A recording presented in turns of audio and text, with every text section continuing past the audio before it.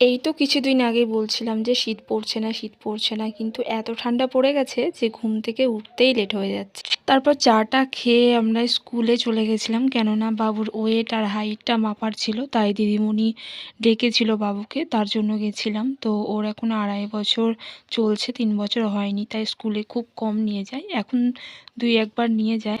আর এদিকেও খিচুড়ি দেওয়া শুরু হয়ে গেছিলো, তাই আমি খিচুড়ি আনতে গেছিলাম। আর ও ওইদিকে আমাদের নামে নালিশ করছিল যে আমি নাকি মেরেছি, ওর বাবু নাকি মেরেছে, দেখো।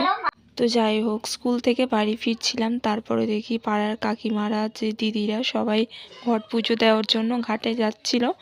তো তারা প্রসাদ দিচ্ছিল আমাদের, তো আমাদের ছিল না, তাই আমরা যাইনি। তারপরে বাড়ি এসে রান্না বান্না করছিলাম, বেগুন ভাজা, ডাল, বাঁধাকপির তরকারি। আর সেদিন ছিল বৃহস্পতিবার, তাই আমি নিরামিষই রান্না করেছিলাম।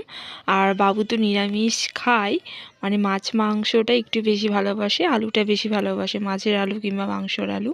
তো আমি সেদিন রান্না করিনি, তো খেতে চাইছিল না, তাও আমি ডাল দিয়ে চটকে খাইয়ে দিচ্ছিলাম।